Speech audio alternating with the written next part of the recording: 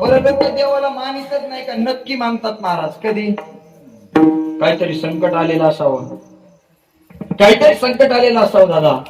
आणि लोक मारुतीच्या मंदिराच्या पुढून चपला बुट घालून दना दना पावलं टाकी जातात पण मंदिरात जा. पण तीच लोक संकट आल्याच्या नंतर पायातलं बुटाड काढून देवाला नारळ फोडल्याशिवाय राहत नाही. काय आलंय आता? संकट. एक सांगू का दादा तुम्हाला, संकट जर येऊ द्यायचं नसेल, संकट निवारण करण्याकरता तुमच्या माझ्याकडे असा काहीतरी जगन्यंत परमात्म्यासारखा जर व्यक्ती आपल्याकडे पाहिजे असेल, अंतःकरणातला भाव जागृत ठेवा. त्या जगन्यंत परमात्म्याची भक्ती कशी करा? भगवद्गीता सांगते, पत्रम पुष्पम फलम तोय यो मे भक्त्या प्रेक्षती. या न्यायाप्रमाणे तुम्ही त्याला फळ, पान, फूल, पाणी काहीही व्हा आणि त्या जगन्यंत परमात्म्याला सांगा तुमचे तुम्हा समर्पण. संकट येऊ द्या तुमच्यावरती, तो जगन्यंता परमात्मा उडी घातल्याशिवाय राहणार नाही दादा. मागे पुढे उभा राहे सांभाळीत, आलिया आघात निवाराया.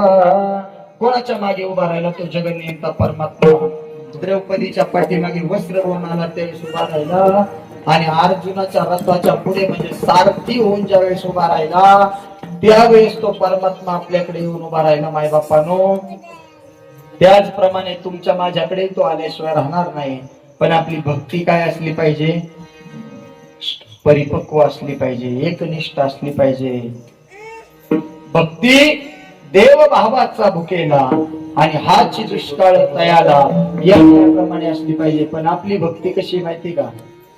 लटिके ते रुचे आणि साच कोणा हिन. जोपर्यंत संकट आहे तोपर्यंत देव देव, जोपर्यंत संकट आहे तोपर्यंत देव देव, आणि संकट निघून गेलो कोण देव? मग निरोपाला म्हणतात, ऐका ना, तो देव तुमच्या घराला आलाय ना, देव तुमच्या घराला आलाय ना, आल्याच्या आधी त्यानं तुमचा मनोरथ पूर्ण केलाय. पूर्ण केला, पूर्ण केला, पूर्ण केला मनोरथ. तुमचा जीवनाचा मनोरथ वारीचा पूर्ण केला. पंढरपुरापर्यंत तुम्हाला सुखरूप नेलं, काटा टोचू दिला. जाको राखे साया मार सके ना कोई, बालन बाका कर सके जब जग भैरी होईल. मागे पुढे उभा राहे सांभाळीत, आणि आघात निवारा असा जगन्यंता परमात्मा तुमच्या माझ्या पाठीमागे त्या ठिकाणी उभा राहिलाय. पाठीमागे आल्याच्या नंतर त्याने या ठिकाणी वाखारे परिवाराच्या घरामध्ये वस्तीला एक दिवस राहिल्याच्या नंतर आपला मनोरथ पूर्ण केलाय. हे सांगण्याची वाणी अनुभवाची चेअरमन साहेब निळोबारा यांची. का? इतका एकनिष्ठ भाव गुरुच्या त्या ठिकाणी असणाऱ्या चरणाशी महाराज निळोबारा यांनी तुकाराम महाराजांना उभ्या हयातीत कधी पाहिलं नव्हतं, पाहिलंच नाही कधी. नारायण बुवांच्या मुखातून फक्त जगद्गुरु तुकोबारायांची काय ऐकली होती? ख्याती ऐकली, कीर्ती ऐकली. आणि विचार करा, गुरु करीन तर फक्त आणि फक्त तुकोबारायांनाच करीन, त्यांच्या व्यतिरिक्त नाही. पिंपळनेर क्षेत्रामध्ये वास्तव्याला असल्याच्या नंतर अनुष्ठान मांडलं, तो देव भेटावं म्हणून नाही. कोण भेटावे म्हणून? तुकोबा राय भेटावे म्हणून. ऐका, एक दिवस झाले, 2 दिवस झाले, 3 दिवस झाले, 4 दिवस झाले, 5 दिवस झाले, 8 दिवस झाले, 10 दिवस झाले, 15 दिवस झाले. देवाला वाटलं माझ्या भक्तावरती संकट आहे आणि भक्ताला जर काही झालं तर संत मला माफ करणार. जगन्यंता परमात्मा स्वतः निळोबारायांजवळ आला, हात ठेविला मस्तकी, प्रशांत देऊन केले सुखी निळा.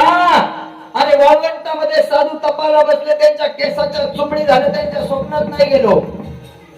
अरे नखाच्या त्या ठिकाणी चुमडी झाल्या, त्यांच्या स्वप्नात गेलो नाही. पण तुझ्याकडे आलोय, माग तुला काय मागायचंय?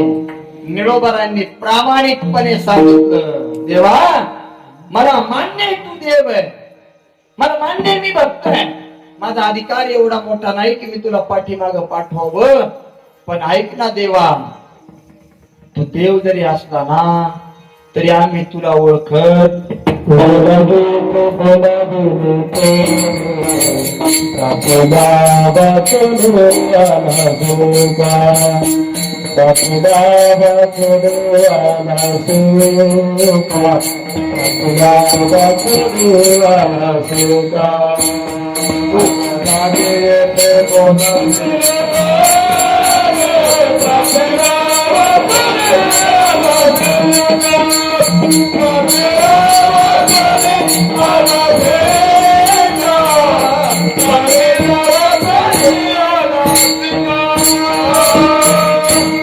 देवा तू देव आहे पण तुझं लागी येते बोलाविले कोणी तारतिरे आवाज सोने आला शिका निळा म्हणे आम्ही नोळखूची देवा तुकयाचा धावा करीत असो आम्ही तुकोबरायाचा धावा करतोय गेलेला व्यक्ती परत येत नाही आणि परत जर आला तर ते संत असतात एक वाक्य घरी घेऊन जा कार्यक्रमातून चमत्कार करतात ते संतच असतात असं आणि संतांना चमत्कार येतच नाही असं सुद्धा नाहीतर जगद्गुरु तुकोबराय वैकुंठाला गेल्याच्या नंतर मायबापा किती वेळा खाली आले